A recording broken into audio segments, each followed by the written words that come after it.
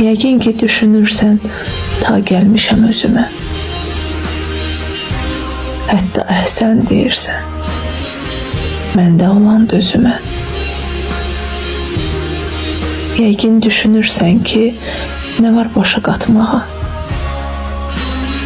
Gündüz yeyib içməyə, gecə rahat yatmağa. Sevgidi də, bitdisə yerim dolar deyirsən. Mən olmadım, bəlkə o xoşbəxt olar deyirsən. Səni aldatmasın ha insanların çoxluğu. Adamı çox yandırır bir nəfərin yoxluğu.